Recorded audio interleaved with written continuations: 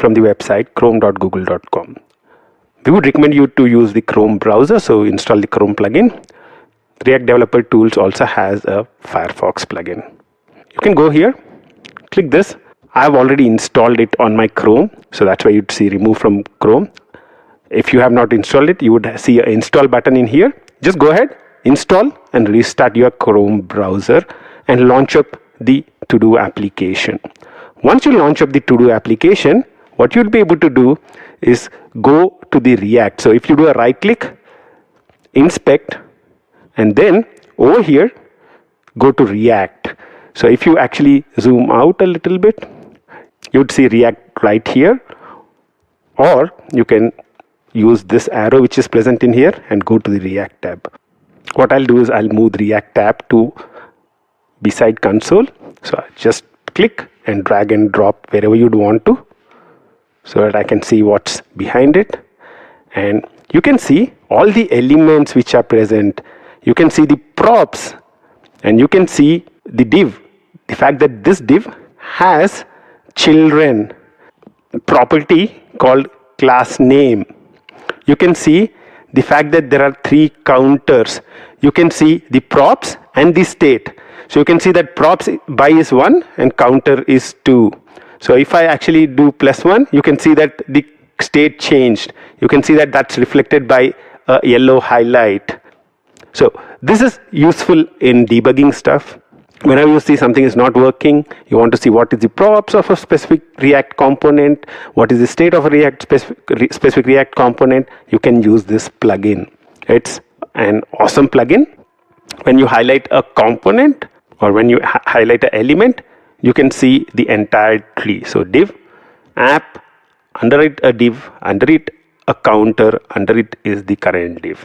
You can also see where the code for that specific component is present. So it's saying line 22 in counter.jsx. It's a very useful plugin if you'd want to debug stuff or you'd want to understand more about how React works. So I would recommend you to play around with the React plugin, and I'll see you in the next step.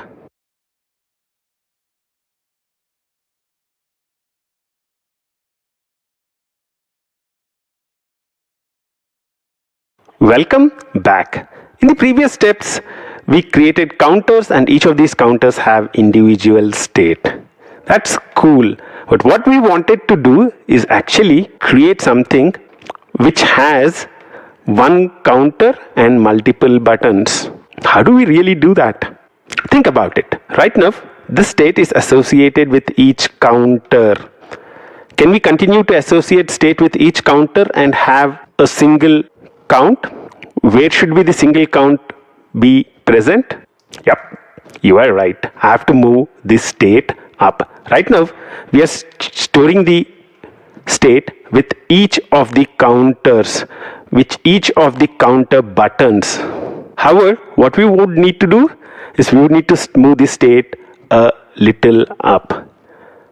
One of the things I would want to do is this counter class that we created right now represents actually a counter button. It does not really represent the counter because we would want to have a single counter and a number of increment buttons. So I'll call this a counter button, and I'm saying class counter button extends component, and what we are including until now is counter buttons. So I'm actually changing everything out to counter button. Cool. It says counter button is not defined. Why? Because I need to import counter button. And counter.jsx, counter is not defined. Cool. Let's fix that as well. Cool. So now you would have everything working. So we have the counter button and we have state associated with the counter. But what we would want to do is actually create a component representing all the component buttons, right? That's where we would want to start creating a new component called counter, which contains all the counter buttons. So rather than have the app create the counter buttons, I would want to have the counter create the counter buttons right now. So let's actually copy the render method from here. So copy and paste the render method in here. Oops. And over here, div class name is equal to, let's say, counter, and return this counter buttons. So the counter buttons are directly defined in here, so I don't really need to do an import. And over here, instead of actually using the counter button, let's use the counter. So the app only includes a counter. It does not worry about each of the counter buttons. Cool. Let's save this. We'll have errors. Counter is not defined. app.js. I would want to import counter from counter component. Will it work? Nope, not yet. Oops, it's working. But it's only showing one counter, because what is happening is what is exported by default? Exported by default is counter button. This counter button is being used as counter, and that is what is being shown. What we want to do is we would want to export counter. So let's do that. Export default counter. Now you have 3 buttons which are present in here, and everything is working as it is. So what we have done until now is we have done simple refactoring, right? So we wanted to actually create a counter button class and include a number of counter buttons inside the counter. What we have is, as we started thinking about our problem, we started to understand the fact that this button actually represents just a counter button. It's not really the counter itself. The counter itself will need to have single count and multiple buttons, and that's why we created a counter button class, and we created a counter class containing the multiple counter buttons. One of the things that you can do as an exercise is actually refactor the counter button out into a class of its own, so into a module of its own. But for now, I'll leave it as it is, and in the next steps, let's start actually moving this state from the counter button to the counter. Let's see what are the challenges we would face while doing that. I hope you are having an interesting time doing this. The idea behind the entire course was to make it a very interesting experience, and that's why we designed this counter example, so that we actually move a lot of stuff from a number of places to other, so that you have a deep understanding of what's happening behind the screens, as well as you have a deep understanding of how to design stuff with React. I'm sure you're having a wonderful experience, and I'll see you in the next step.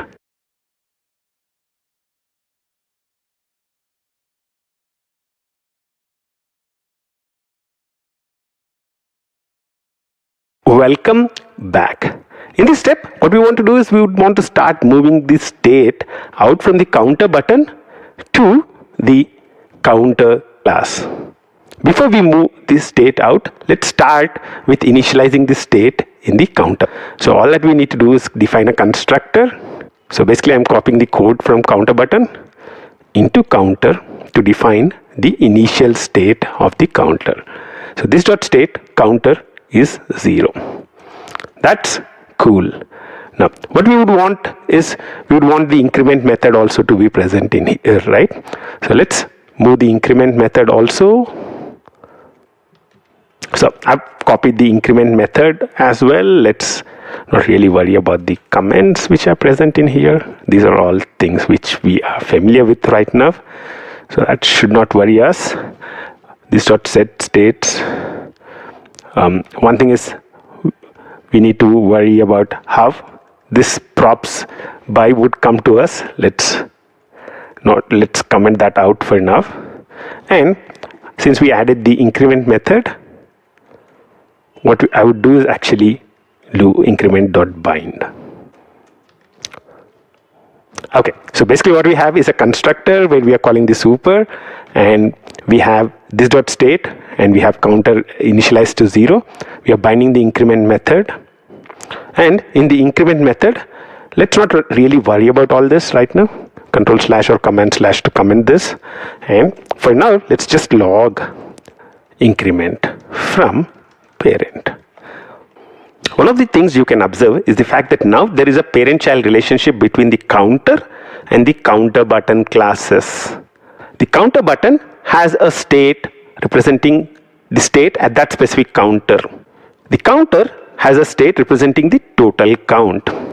What we want to do now is in the increment method inside the counter button. So inside the counter button, inside the increment, what we want to be able to do is we would want to be able to call the increment method in the counter class. So from counter button increment, I would also want to be able to increment the counter increment. How can I do that? How can I call a parent method from a child component? The only way you can do that is by actually passing in the method as a property to the child component. So from the parent component, we are saying increment method is equal to this dot increment. One of the important things is this is not, I'm not calling the increment method, right? Remember the last time we had a problem? What would happen if we do this? Let's see. So I'm actually copying the increment method again 3 times. So I'm passing in the increment method to the each of the child components as a property. Let's see what would happen. Right click, inspect, and go to console. So you can see that increment from parent was called thrice already. I have not really clicked any of this, but still the increment from parent is automatically called. This is because I'm calling this method. Actually what we need to do is we need to pass a reference. So this dot increment. So we just need to define a reference. Where do we need to call it?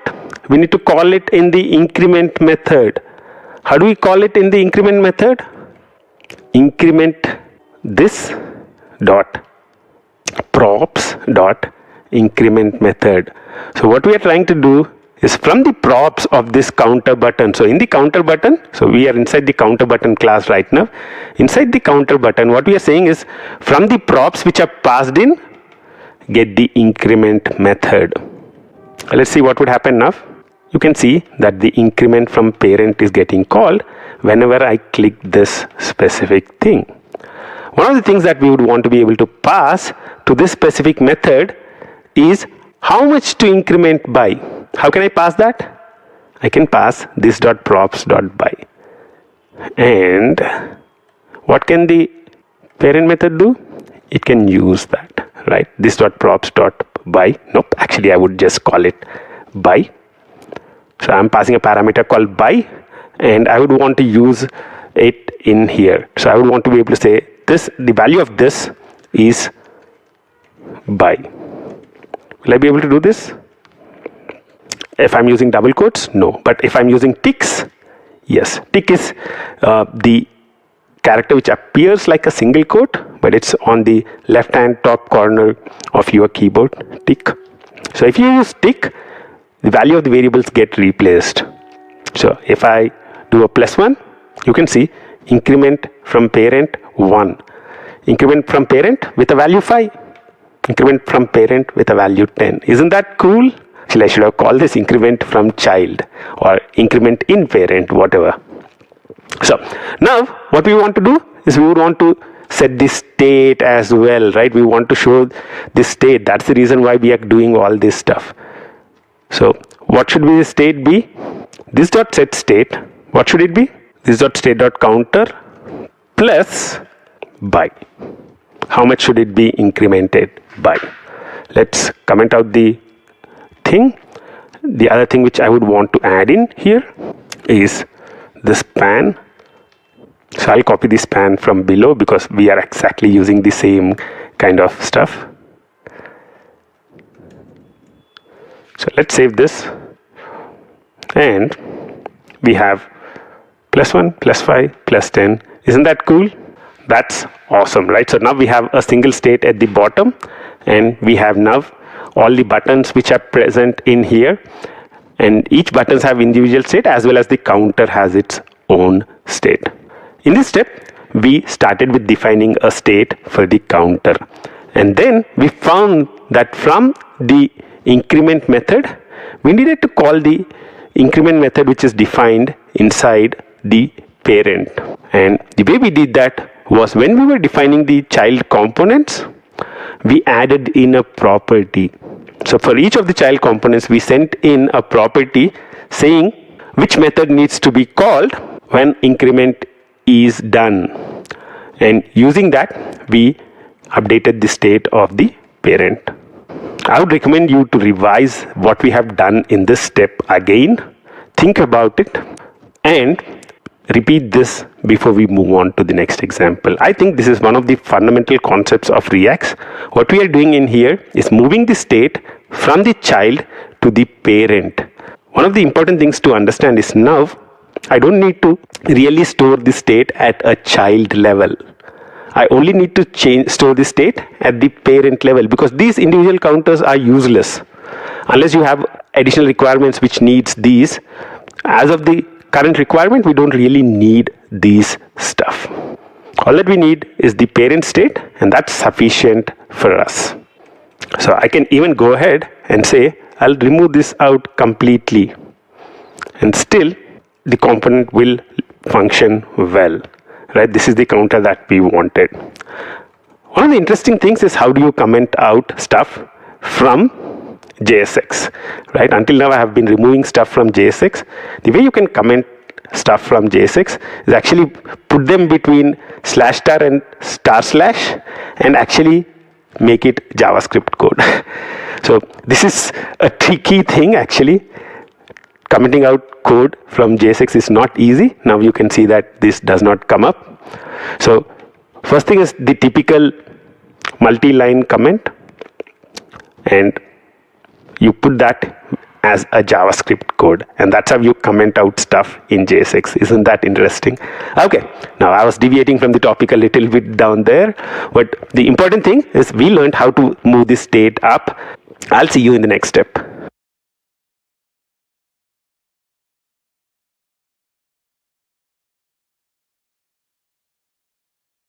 Welcome back. In this step, we'll look at an important tip regarding accessing previous state. One of the things which we did until now is whenever we wanted to do a set state, we did this.setState counter, this.state.counter plus y, right? So this is little confusing because I'm saying this.setState and I'm using this.state, right? So this can get a little confusing.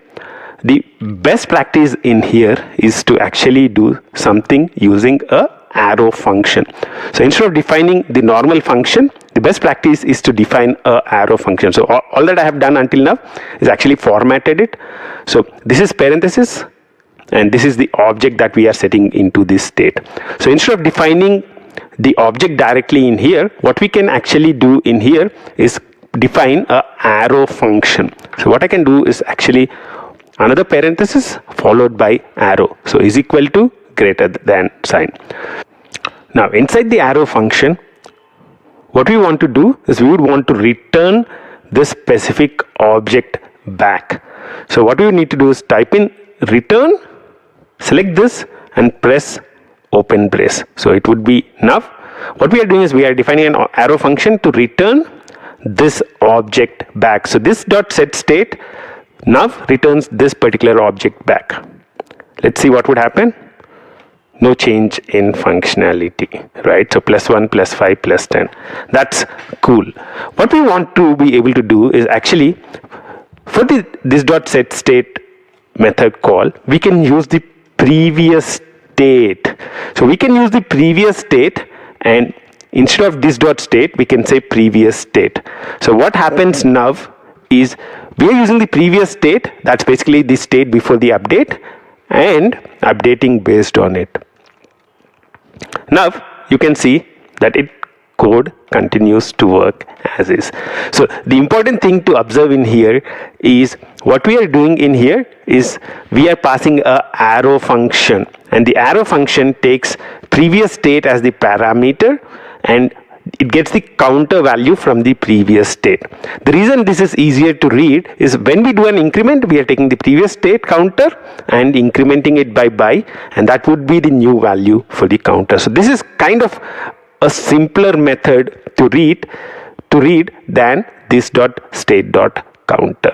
If you are new to JavaScript and this was a little tricky to follow, that's not a problem at all. What you need to do is go back to this dot set state with the usual way, and over a period of time you will get adjusted to the syntax of the arrow function. In this quick video, we used arrow function to update the state. One of the exercises you can try and do is actually update the state of the counter button also using a arrow function. I'll leave it as an exercise for you, and I'll see you in the next step. Until then, bye-bye.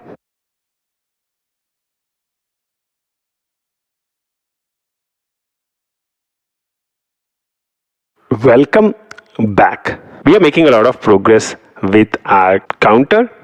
We have the basic buttons ready. The counter increment is going well. All that is left is adding in the decrement buttons and the reset button. I would recommend you to try that as an exercise to make sure that you understood everything properly. So we would need to add a decrement button and we would need to add a reset button. Where would you add them? Which components would you add them to? And try and think about it before you see the solutions for it. Let's start with adding the decrement button. The decrement button is very, very simple, right? So all that I need to do is go to the counter button class and add another button and say on click this dot. Let's change this to minus first, and let's create a separate method, or actually the other option would be to pass a parameter to the increment method as well. So I'll take the easier route. Let's just call this dot decrement. So I'll start with binding the decrement method. This dot decrement is equal to this dot decrement. What we need to do is copy the increment method. I'll remove all the comments which are present in here from earlier. What we need to do is we need to decrease. So decrement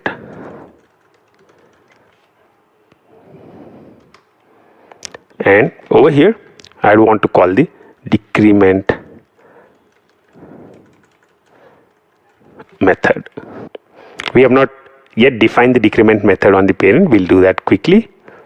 So this is a decrement minus, and let's go to the decrement method over here. So let's go to the parent component, copy it out, let's call it decrement, and it should be minus. And we need to define the decrement method as well as a property. So decrement method, I'm doing it quickly because this should be easy for you by now, and this is this dot decrement. One of the things that you need to be careful with is the binding of stuff. So make sure that you actually bind the decrement methods, both of them, in both the parent and the child. One of the important thing that we are doing now is we are also maintaining the state in both the parents and children. Actually, we could have easily removed the state out of the children. I'll leave that to you as an exercise. So let's do +1, -1, +5, -5, +10, -10, +10, -5. That's cool. So we are able to now quickly implement the decrement button functionality. Reset should be a easy functionality to implement, right? So all that I would need to do is go to the parent and add the reset button. I'll keep it simple and not really create a component for the reset button. I'll just create a simple button, reset. And the reset button, I would want to style it a little differently, and I'll add a div around it. Cool. So now we have the reset button. I'll add a class called .reset. So I'll copy the button and say .reset. So button .reset. The reset button, I would want to give it a background color of red, and I'll give it a width of 200. Let's save it. Let's go here and let's say button class name is equal to reset. Cool. Oops, it's not really reflecting. Let's remove the button and see. Yep, reset button now has and on click. What we want to do, let's quickly implement that as well. On click, be careful, it's on click C caps is equal to, we need to define a JavaScript expression and say this dot reset. Make sure that you are not actually calling it. It should be this dot reset as it is in here. And now I can actually implement the reset method. So reset method, before I actually do this, what should I do? I should bind it, right? So this dot reset is equal to this dot reset dot bind. Oops. And after that, what I would need to do is this dot state. It's using the previous state. Actually, I don't really need to use the previous state at all. So in the reset, all that we need to do is set the counter to 0. So return counter 0. This should be fine. And now reset 0. Reset 0. The thing is, in this specific method, we are not really using the previous state. So I can actually remove the previous state and have a much simpler call, which looks something like this. Now, if you see reset, plus 10, plus 10, reset, plus 5, plus 5, plus 5, reset, right click, inspect. Let's make sure that there are no errors in the console. Cool. Learning components is defined but not used. That's fine. Let's do a little bit of styling. So I'll go to body and add a little bit of padding. So let's add so that we have some margin at the top. In this step, we added the decrement methods as well as the implementation for reset very quickly. I hope you are having an interesting time doing this exercise. I'll see you in the next step. Until then, bye-bye.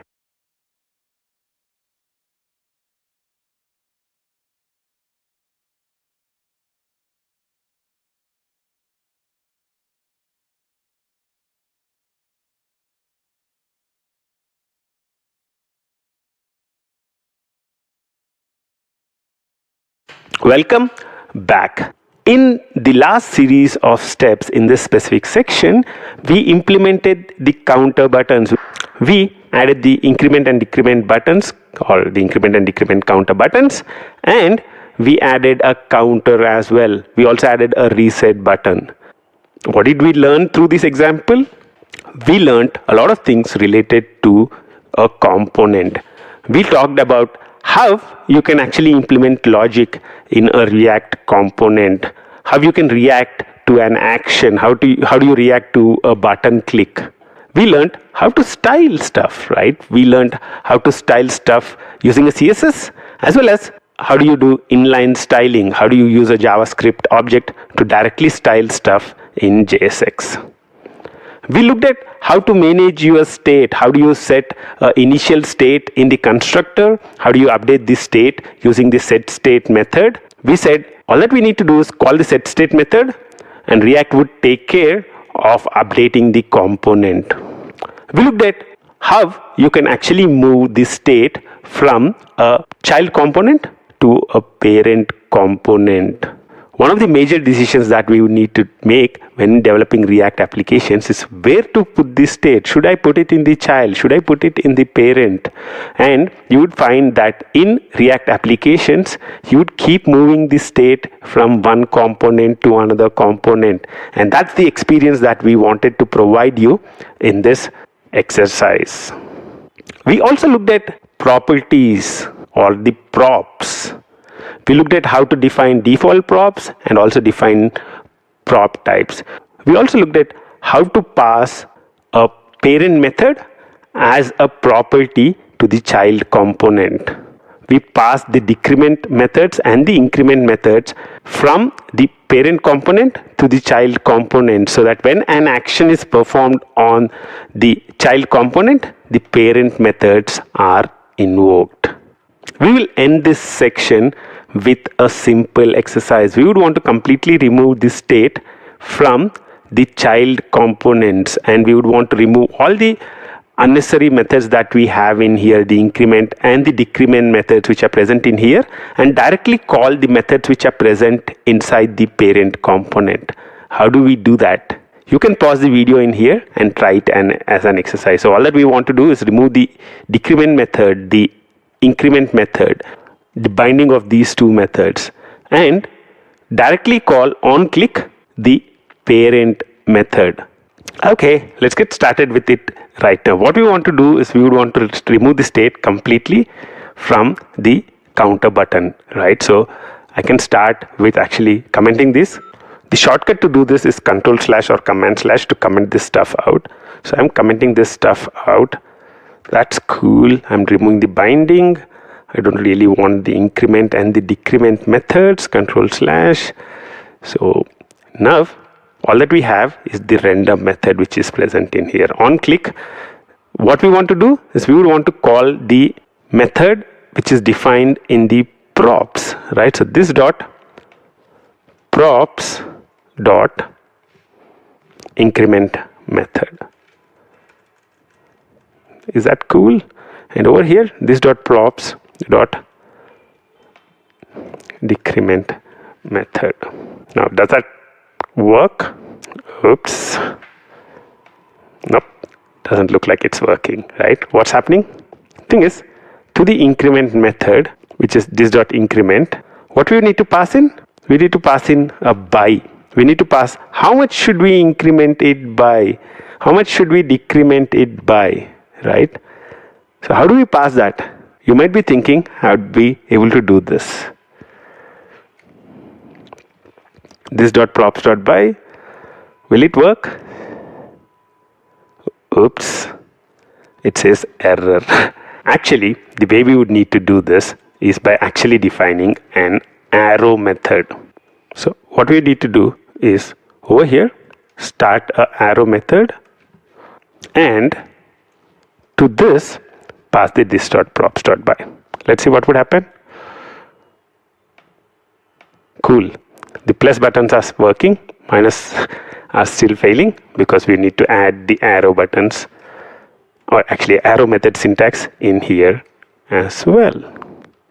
Let's save this. And now plus 5 plus 6 minus 10 minus 5 minus 1 reset plus 10 reset. Cool, isn't it? So all that we needed to do is we needed to define a arrow function. So you cannot directly, if you want to pass a property or a parameter to a method, then you cannot define it in this specific way. What would happen when I do this? This method would be directly get called, and that's why we need to add the arrow method. The arrow method ensures that what we are defining here is a method, and we are providing a reference to this method to the on click. And when the event happens, the method is executed. So whenever you need to add a parameter to a event listener, so this is basically an event listener. Whenever you want to add a parameter to an event listener, the only option you have is to define a arrow method. You cannot directly pass the parameter in here because that would result in a method call. I'm sure you're having a lot of fun, and I'll see you in the next step. Until then, bye-bye.